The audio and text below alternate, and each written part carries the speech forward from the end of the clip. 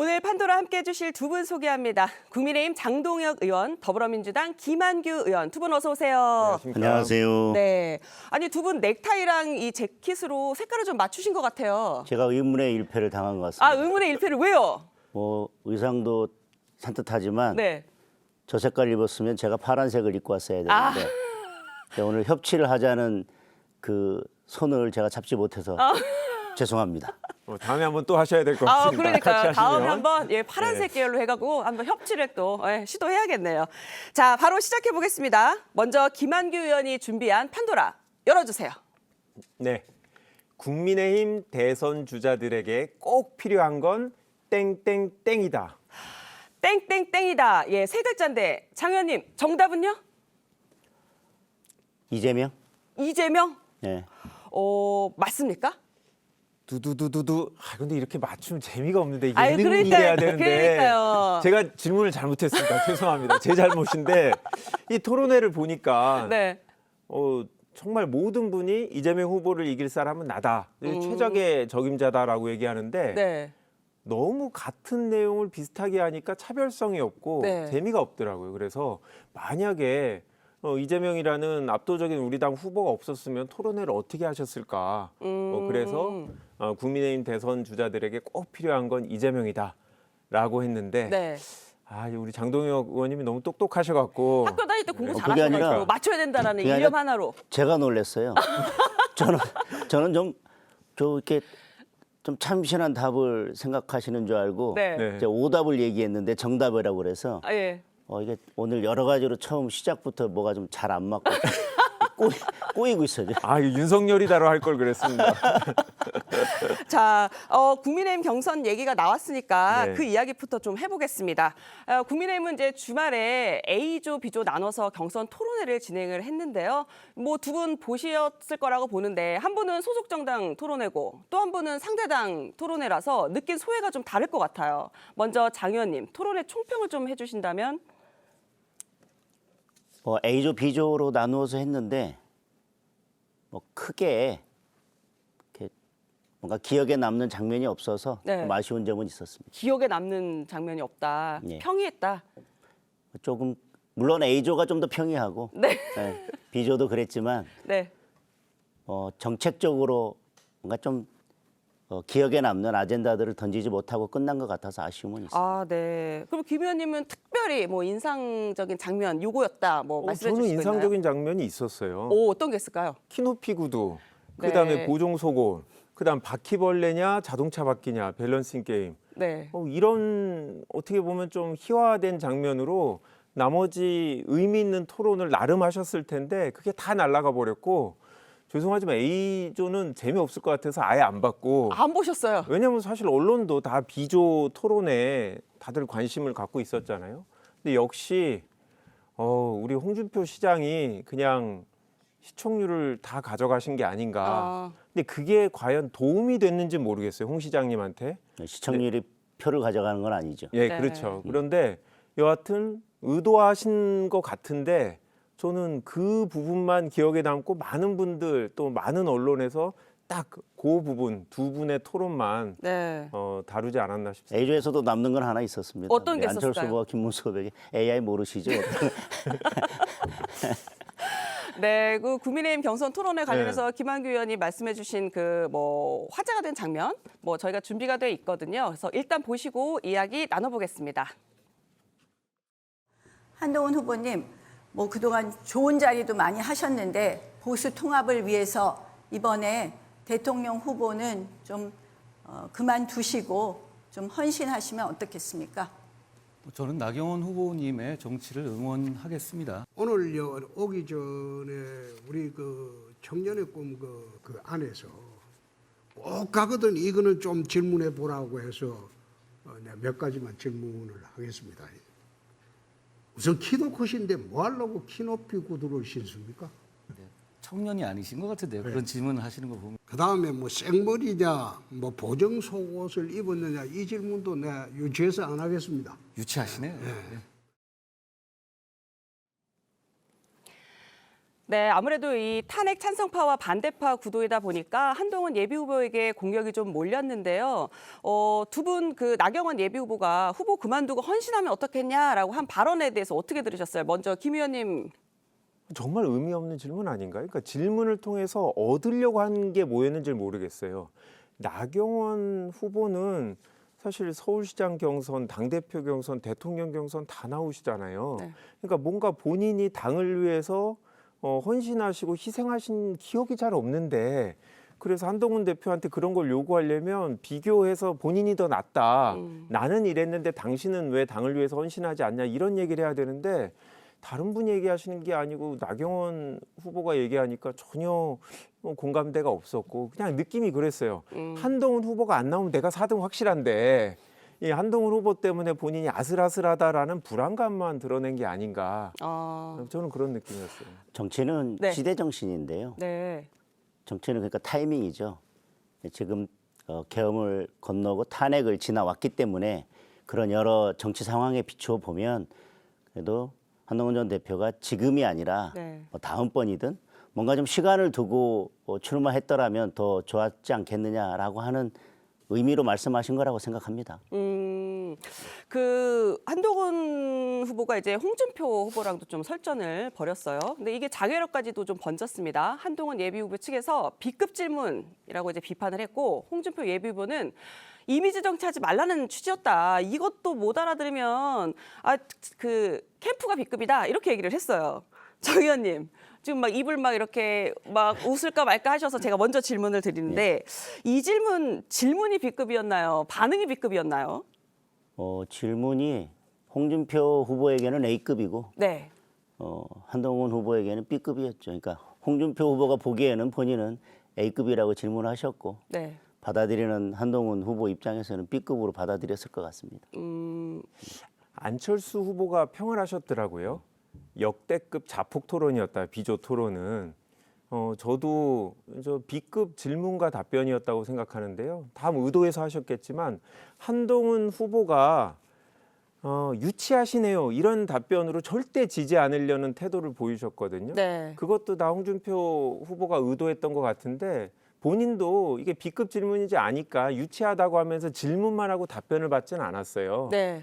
그런데 제가 봤을 때 한동훈 후보가 노림수에 넘어간 게 아닌가 그런 느낌이 들더라고요. 정치에서는 뭐 상대방을 공격하나 이런 것들은 있을 수 있기 때문에 제가 뭐 A급이다 B급이다 이렇게 표현을 했지만 네. 그것이 당내 경선에서 나온 것은 결국은 안철수 후보가 비판한 지점이 맞는 게 아닌가 싶습니다. 저는 홍준표 후보가 상당히 계획했던 이제 질문이었던 것 같아요. 왜 그러냐면 저희가 외부에서 볼 때는 관심사가 이게 탄핵에 대한 찬성과 반대, 비상계엄을 어떻게 볼 거냐 이런 걸로 전장이 그어지지 않을까, 전선이 그어지지 않을까. 한동훈 후보가 아마 그걸 의도하고 처음부터 들어가고 그래서 이제 윤석열 대통령을 놓아드리자, 보내드리자 이런 얘기를 했기 때문에 그게 부각이 되면 여하튼 본인 대 나머지 후보로 이렇게 구분되게 하려고 했던 것 같은데 문제는 홍준표 시장이 후보가 딱 저 질문을 해보니까 그런 논의를 했는지 자체가 사람들 머릿속에 기억이 안 남아요. 그래서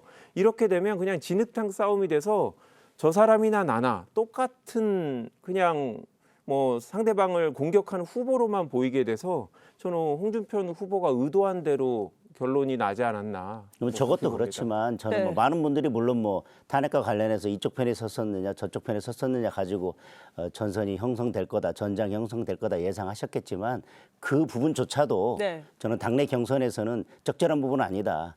당에서 제시했던 것은 여러 그 정책적인 아젠다들만 예상 질문, 그 범위 내에서 질문하도록 되어 있었는데 네. 그 정책들에 관해서는 결국은 주된 질문을 하지 못하고 이런 정치적인 문제 아니면은 뭐 개인의 신상에 관한 문제로 결국 질문들이 거의 채워지면서 아까 말씀드렸지만 아젠다에 있어서는 크게 남는 것이 없었던 그런 토론회로 흐르고 말았던 것 같습니다. 네. 그러니까 이게 실무자가 준비했을 텐데 그 아까 말씀하신 대로 저도 뭔가 후보의 정치 철학 이런 게 궁금한 거잖아요. 그런데 밸런싱 게임을 하면서 바퀴벌레가 좋으냐 자동차 바퀴가 좋으냐 뭘로 태어나면 좋겠냐 뭐 이런 질문을 하는 게 이게 무슨 의도일까? 지금도 모르겠더라고요. 그러니까 재미가 있으면 모르겠는데 그것도 없고 무슨 이걸로 통해서 후보들의 뭐 미래 비전이 드러나는 것도 전혀 아니고 뭔가 이렇게 젊은 느낌을 보여주고 싶어하는 중년들의 약간 몸부림 같은 느낌이어서 당직자분들이 좀 실수하신 게 아닌가 그런 느낌이 들었어요. 김 의원님 이제 재미도 의미도 없었다. 이제 혹평을 좀 하시는데 일단 요 얘기를 해볼게요. 탄핵 찬성파 대 반대파의 구도로 충돌한 후보들이 있습니다. 나경원 예비 후보와 안철수 예비 후보인데요. 뭐 서로 당을 나가라면서 등 떠미는 중에 오늘 안 후보는 나 후보를 향해서 모렴치의 끝이라고 했고 나 후보는 안 후보를 향해서 뻐꾸기라며 비판을 이어갔습니다. 자, 나경원 대 안철수, 안철수 대 나경원 이 싸움이 굉장히 치열했는데 결국은 아까 잠깐 얘기가 나왔습니다만 4위 놓고 각 세우는 거 아닌가 싶은데 장 의원님 4위는 누구로 예상하세요? 지금 당원 100%도 아니고 네. 50대 50도 아니고 지금 국민 100%로 치러지기 때문에 지금 현재 단계에서는 좀 예상하기가 어려운 것 같고요. 네. 각 여론조사마다 결과도 조금씩 다르게 나오는 것 같아서 내일까지 지켜봐야 될 것 같습니다. 박빙이다. 네. 네. 근데 또 이런 사안은 사실은 이 관계가 얽혀 있는 분보다는 외부에서 봤을 때 오히려 또 정확하게 또는 네. 예측이 가능할 때가 간혹 있습니다. 그런 측면에서 김 의원님 4위 한번 예상해 보시겠어요? 기대하고 듣겠습니다.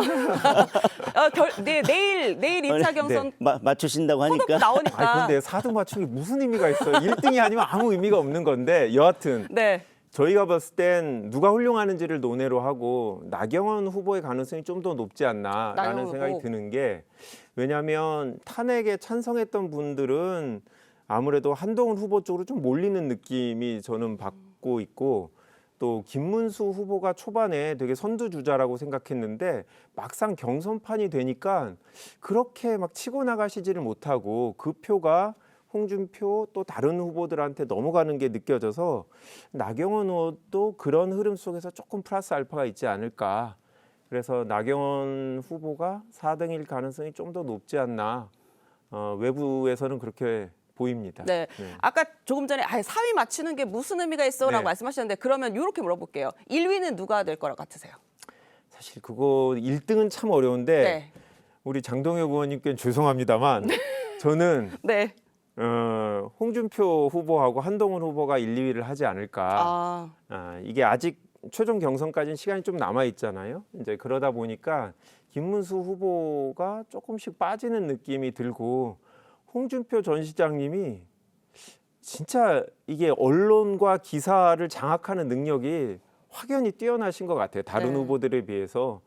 그러다 보니까 본선 경쟁력을 생각해서 국민의힘 지지층들이 전략적으로 홍준표 후보를 최종적으로 1등으로 선출하지 않을까라는 기대와 바람과 예상을 동시에 하고 있습니다. 네. 아니, 기대와 바람이 더 센 것 같은데. 장동혁 의원께 죄송하다고 일단 말을 하고 한 이유가 이제 장동혁 의원께서 김문수 경선캠프 총괄 선대본부장을 맡고 계시잖아요. 그래서 이 질문을 사실 드리면 답정너가 아닐까 싶기는 한데 그래도 1위 누구라고 예상하세요? 저는 뭐 저희 김문수 후보가 1등 할 거라고 생각합니다. 이유는? 지금까지 여론조사 결과를 보더라도 그렇고요. 네. 초반에 물론 처음처럼 압도적이진 않지만 조금씩 지지율이 하락하긴 했지만 네. 지금 제가 총괄선대본부장으로 와서 지금 한 지가 한 5일 정도 되어 가는 것 같은데 저는 지금 그 지지하는 그 새는 어쨌든 멈췄다고 생각을 합니다. 멈췄다고 생각을 하고 내일까지 한다 보면 저는 다시 조금 반등하면서 1등으로 끝낼 수 있다고 생각합니다.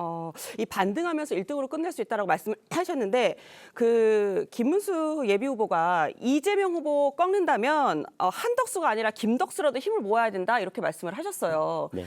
사실상 이제 빅텐트론의 가장 적극적인 후보다라고 볼 수가 있는데 이런 움직임도 그 지지율 상승에 영향을 상당히 미칠 거라고 보세요? 저는 그런 부분도 영향을 미칠 거라고 보는데 지금 여론조사를 저는 무시할 수 없다고 생각합니다. 지금에 있는 후보들로서는 네. 이재명 대표와 겨루었을 때 지금 승리할 수 있는 후보는 없는 것으로 여론조사가 나타나고 있습니다. 그렇다면 저희들이 이길 수 있는 유일한 방법은 이 경선에서 뭔가 좀 드라마를 만들어내고 네. 그 이후에 한덕수 총리나 아니면 다른 어떤 뭐 오늘 권영세 비대위원장께서는 뭐 다른 당에 있었던 분, 뭐 예를 들면 뭐 이낙연, 뭐 정세균, 뭐 김부겸 이런 전 대표나 뭐 장관, 뭐 국무총리 했던 분들이나 아니면 뭐 다른 어떤 분들이라도 같이 연대해서 빅텐트를 만들고 거기에서 또 한 번의 드라마를 쓰고 거기에서 가장 경쟁력 있는 후보가 나서서 이재명 대표와 경쟁하는 것이 그나마 이 대선에서 승리로 갈 수 있는 길이라고 생각을 하기 때문에 저희는 지금 뭐 내가 돼야 된다, 꼭 누구만 돼야 된다, 뭐 누구가 안 된다 이런 걸 떠나서 지금 이재명 대표에 대해서 아까 뭐 처음에 네. 뭐 이재명 대표다라고 했던 것은 이재명 대표에 대한 호감도도 높고 네. 박스권에 갇혀 있고요. 또 그다음에 여러 사법 리스크가 있기 때문에 그런 상황을 염두에 두고 대선판에서 뭔가 새로운 판을 바꾸고 국민들께 관심을 갖게 하면서 할 수 있는 것은 저희 경선으로 끝내고 그 후보가 올라가서는 현재로서는 쉽지 않은 싸움이 될 것이 뭐 거의 확실하기 때문에 네. 저희는 다른 어떤 그림을 만들어내야 된다고 생각을 합니다. 네.